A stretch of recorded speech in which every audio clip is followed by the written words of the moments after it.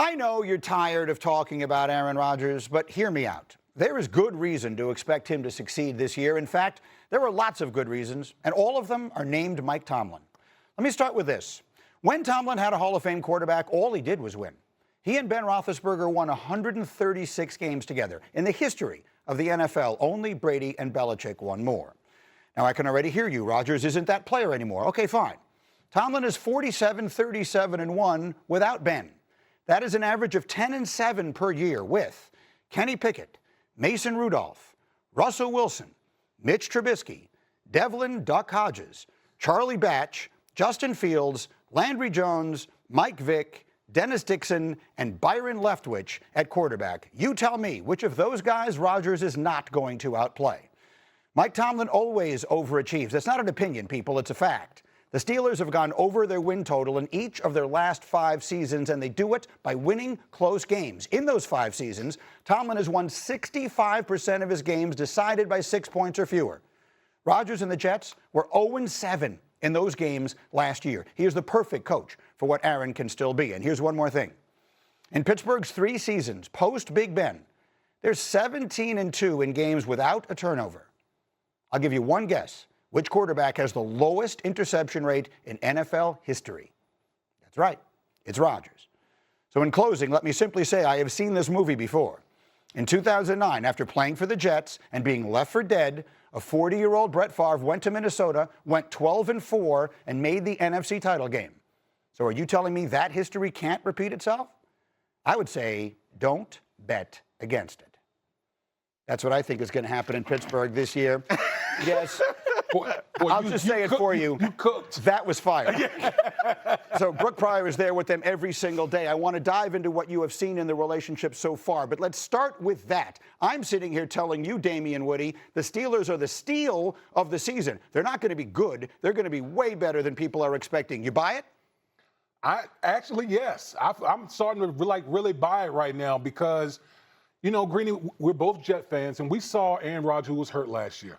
When Aaron Rodgers came back, Aaron Rodgers played a lot better.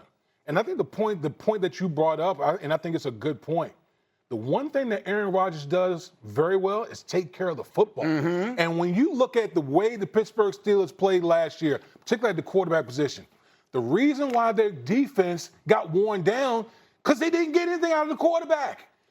That's not going to be the case this year. If Aaron Rodgers is healthy, and he doesn't have to worry about carrying a franchise like he did with the Jets, they are going to be a lot better than people realize. The stat that sold me on this, Hembo and I work on these together, the stat that sold me was that Rodgers and the Jets were 0-7 in games decided by 6 points or fewer last year. That's coaching.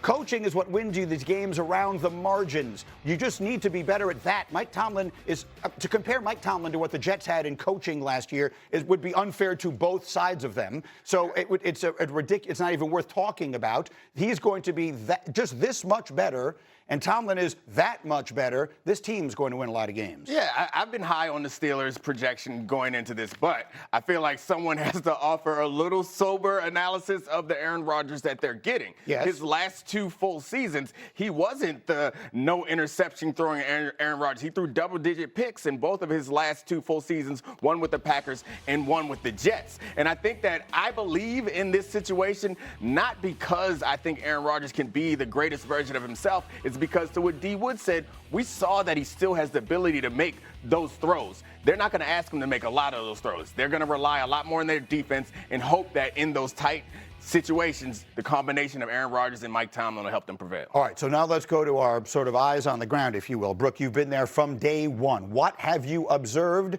from Rodgers, and in particular from Rodgers and Tomlin? I've observed a love fest. I have not had them take a love languages quiz.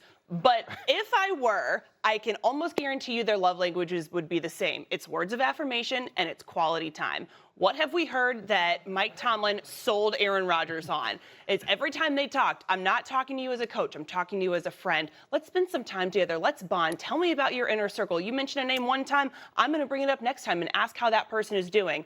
What's Aaron Rodgers done since he got to Pittsburgh? He has done that with every single player on the roster. And I mean guys from Julius Welschoff, who is a German outside linebacker that he calls his German friend, to creative. Evan Hull. Yeah, very descriptive. That's how he remembers. It's an association. And then Evan Hull, a UDFA running back who he met one time, met his wife and his kid. They stretched together at training camp because that's how he's getting to know these guys, is in the stretch lines. He's not out in front. He's in the back. He's mixing it up. He's trying to get to know people. The way that I look at it and the way that this works and what was missing in New York is that Aaron Rodgers is going into a situation where the culture is set, where the orchestra is assembled. He's not coming in to stage a coup and dethrone the conductor. He's coming in to play like second chair saxophone. Maybe there's a knife in the sax that if things go poorly, then he's going to take over like mid-concert, like stay on your toes. There's no metal detector for the band entrance. But it seems like he is acclimating to the culture that is already set because of Mike Tomlin, because they understand each other, and because they just respect each other in a big way. Yeah, I mean, I think those relationships certainly help and matter. And I think it's one of those things that it's impossible to measure. But when things get hot, having a relationship with somebody, it matters. But I do think that everybody feels good in the honeymoon stage. Right. Like, I remember when he first got to the Jets, I was all up. We all thought we had a party at your house, Greedy, because we thought the season was going to be great. We had the same feeling before last season with the Jets. So all those things will change when things get hot. So we'll find out when they test it. Understood. But the difference this time, and that was one of the most important points I was trying to make, is there's someone standing in the way of it.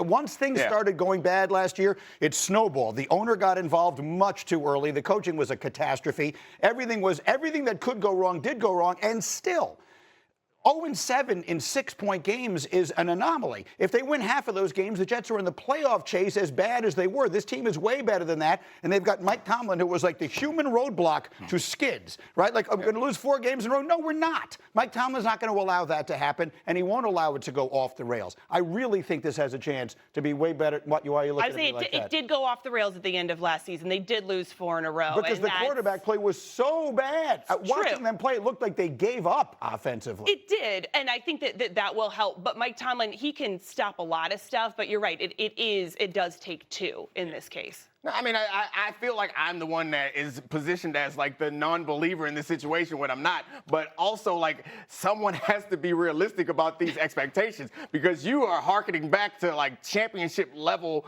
teams like every year is considered. This is a different NFL and this is a different AFC. If you had said, I mean, I remember this. You were on the team. Yes, I was. When Brett Favre left the Jets and he retired, and then they drafted Sanchez and he forced their hand. He came back and he got to be a free agent, went to Minnesota. Did we expect him to go 12-4? Did we think that? Did he look like a guy who was ready to have a bounce-back season and be what I thought he was that year, which was the MVP of the league? No. He didn't look like that. No. Greeny, I think the problem is the expectations are so much higher in Pittsburgh. Like, we're not making the playoffs won't be a success for them. They're going to have to win a couple playoff games. Right. And you know who they're going to have to beat in the playoffs? They're going to beat teams that have quarterbacks that are going to do more than just come up big every now and then. They're going to have to beat the likes of Mahomes, Allen, Jackson, those type of guys. And I think that's where I think I'm tempering expectations. Will they be a successful team? Yeah. Will they make the playoffs? Probably. Will they win a playoff game? That's all anyone in Pittsburgh cares about. That's where I get nervous. If Aaron Rodgers is still standing when the season ended, if he is healthy, I will tell you right now, they will win a playoff game this year. All right, it's time for a segment we call What Does D. Fox Say? Here we go, Nick. Let's start with this. If I say Travis Hunter should only play one position and that position is defensive back, what does D. Fox say?